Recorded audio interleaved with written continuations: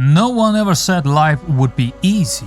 Maybe it should be, but Suja is having none of that, spending her third pregnancy, and actually the second one of those, out here in the open taiga, in a war where she just won her enemy's county after a long siege, and she is in search for a final triumph to end the war.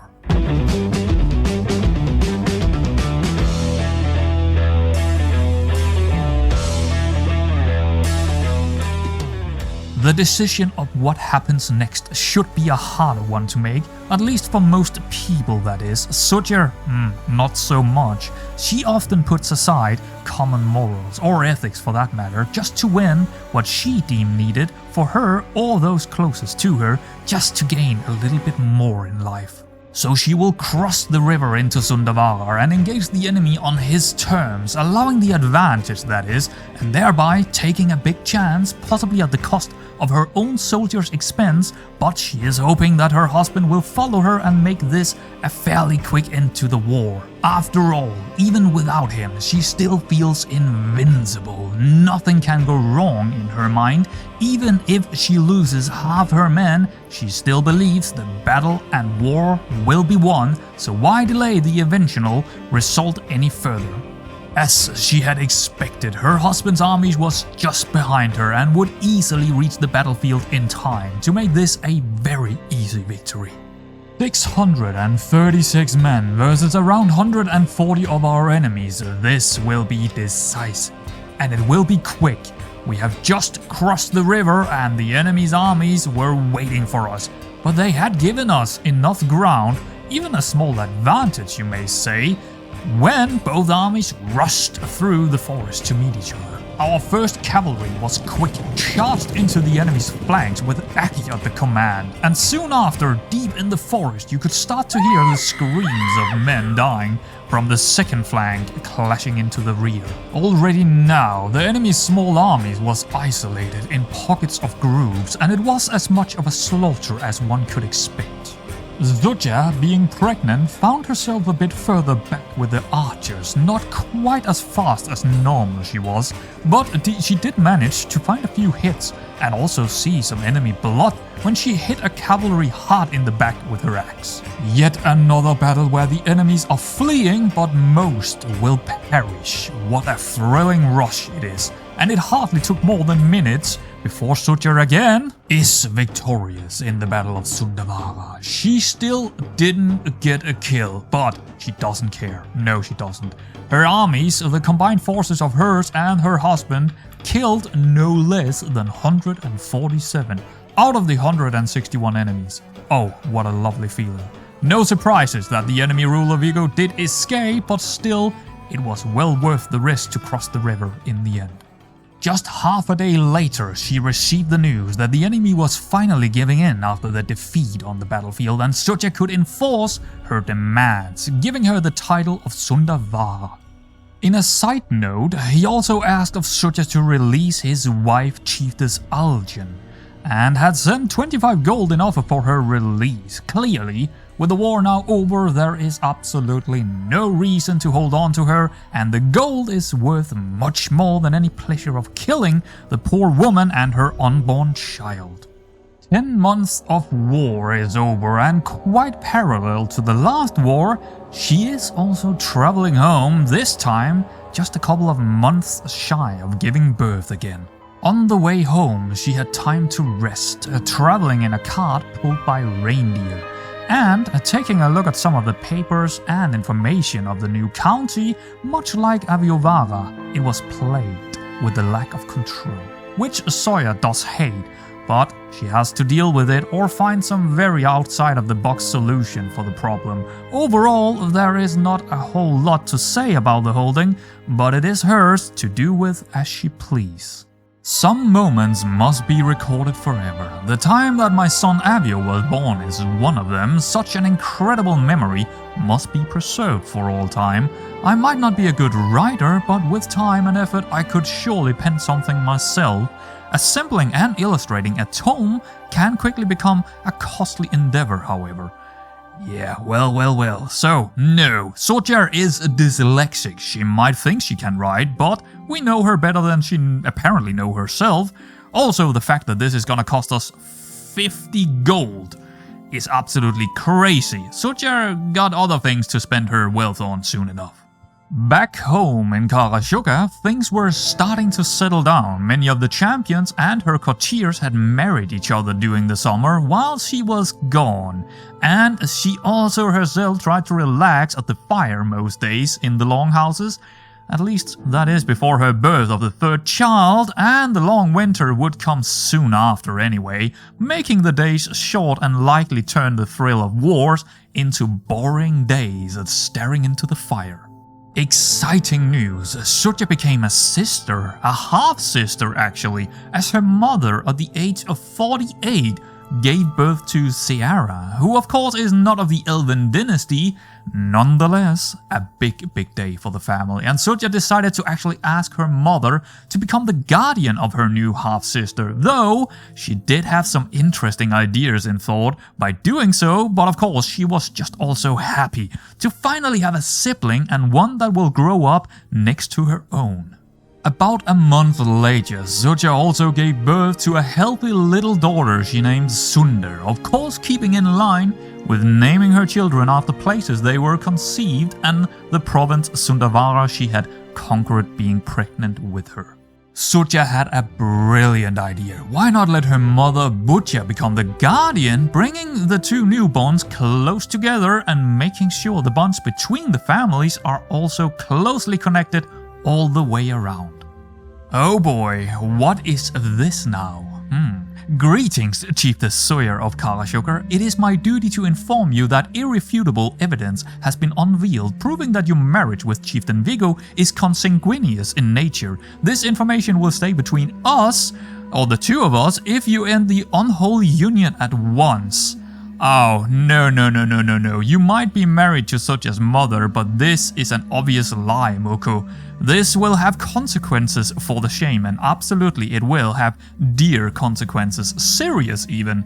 Oh, yeah, we do not like this. This is a very obvious lie. A few days later, Sucha had her proof of Moko's lies, and from there it was a pretty easy decision for her to make.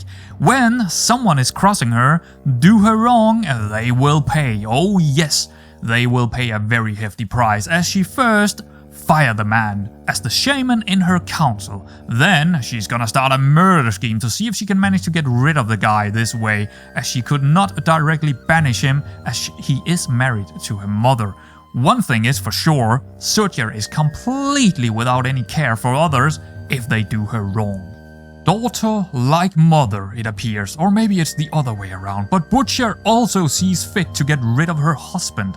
Well, I guess there was not much love between them in the end.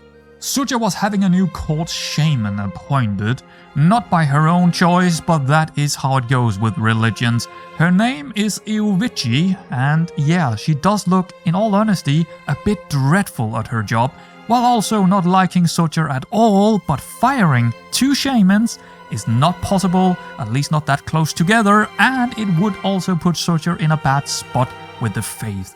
Though, next time, she might possibly appoint one herself. While I have come to expect mischief from my son and heir Eidnar, his creativity keeps me on my toes.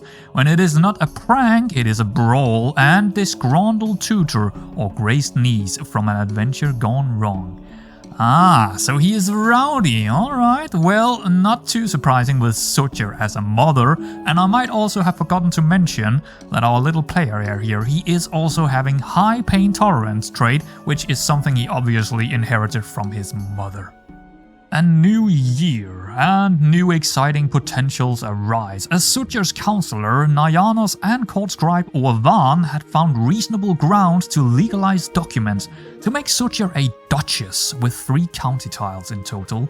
A mighty title to claim, but also something that would cost her dearly to create such a title, as they explained. Gold she still did not possess, so she had to be patient, not exactly a word that is synonymous with how Sucha normally deals with things. A very strange offer came in the form of a letter from our former enemy Viggo from Sigevara. He offers us a concubine, and as it turns out, Sucha might very well be interested in something like this. After all, she can always dismiss him again if he turns out to be a complete mistake. She doesn't really know him all that much, but she is willing to take a chance, and it could lead to Viggo liking us enough to accept vassalization when she is eventually gonna create her duchy, hitting 2 reindeers with one swipe, as you may say this far to the north. She meets the man and concubine Gaivan for the first time when he arrives in her court. She came to know him as a calm man, but someone who also seemed a little paranoid at times, and potentially one that could backstab her while she slept. Suja is no fool. It was indeed a well-played scheme by her former enemy, offering someone like him to be the concubine of hers. Yes, he is also poorly educated. Oh, that's a shame, and of average structure, but he could be one of our best knights, so at least he can be used for something other than political schemes. At the moment, he clearly didn't really like Suja, but she could probably win him over. At least, that is what she believes. To help this along, she will appoint him to be a blade master, a court position that could train other family members, especially her kids when they grow up, in the arts of fighting, while also giving her a small boost in prestige. Aidna is finally 3 years of age, which means Suja can choose an education focus for her heir, and naturally, knowing him to be rowdy and believing in warfare herself, he will study the martial ways. Oh my, there is a fire in Aviovara, but the firefighting efforts were successful. Very little was destroyed and there is minor damage that will be quickly dealt with. Good, so it wasn't really that problematic, apparently, and we will gain 75 prestige plus 50 more, and then the urban districts will go down by -5. Well, that's what happens when there is a fire, supposedly. My spymaster Bieler approaches me with a rigid grin. My lady, this pouch contains a powder most nefarious. If sprinkled on top of something, say a gift from Muku, it leaves no traces but will afflict whoever touches it with weakness and ill humor. I thought it would be killing him. What a shame. Suja is very sad to hear that it's not something that's gonna kill him. Anyway, what are we gonna do here? 15 gold. No, Suja knows that she cannot spend gold right now. It's she would rather gain a title.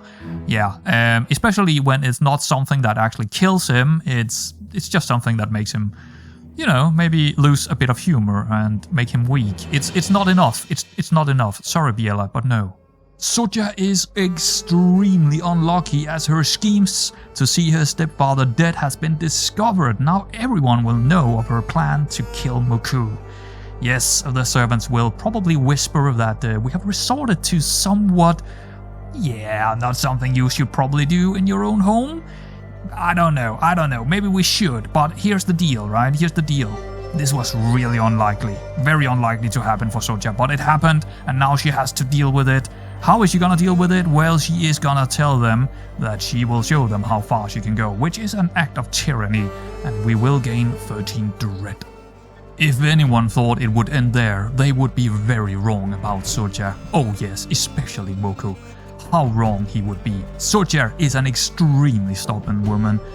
Yeah, he did her wrong, and there is no stopping her when she have made up her mind, as she is starting another scheme to murder him.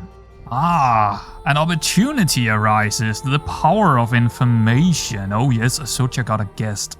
And yes, I have invited my guest Nijavas for a toast and a nice pleasant talk. Of course, at a certain point I have the opportunity to ask her if she could share with me some stories, or maybe more, about her stay in the chieftain's Amot's court. Yes, she was in our former enemy's court, which is nice. Maybe we could get some information out of her. That would be lovely. Well, of course, I am glad you're interested in my adventures, my chiefess. Not that they are many, but yes, I have some pleasant and interesting moments during my stay at Chiefess Amot's court that I will gladly share with you. Oh, nice. Well then, this promised to be interesting. Indeed it is. As it turns out, all the information she gave us we already knew, as we had an emissary previously going into Ronala giving us the exact same information. But another thing happening in Ronala, which is of course of our interest too is that Ahmad is now finding himself in a war where he is likely to lose his last title, which is actually not an advantage for Socha either, because it is another really big duchy called Urajachvi or something like that, seeking control in this area where she also wanted some control. Socha has been very patient, saving up for a year, but the day has finally arrived where she can call for her scribe and councillor again. They both stroll into the longhouse, ready with the paperwork and scrolls in hand to make the deal official, but Socha, she stops them. She got one more little detail to change, a name change. Oh yes, she is not even going to try and pronounce the name suggested. No, she have heard of a much more culturally appropriate name for the duchy that her father once told her, which is Finnmark. Yes, an old Sámi name, and that is what she is going to call it. A fantastic accomplishment this early in her life. Socha, now a high chiefess of a duchy with 3 counties. A small hair change as well here. Yes, she really needed that, didn't she? And a nice way to celebrate her new title. It do also accommodate her new headwear, the bronze crown, really neatly, while also a change of clothes to something a bit more fancy, making her look a lot less like the successful battlefield warrior that we know she is. And with that, it is time to end the episode. I hope you really enjoyed the journey. If you did, you know exactly what to do. Yes, folks, I will see you around in the next one.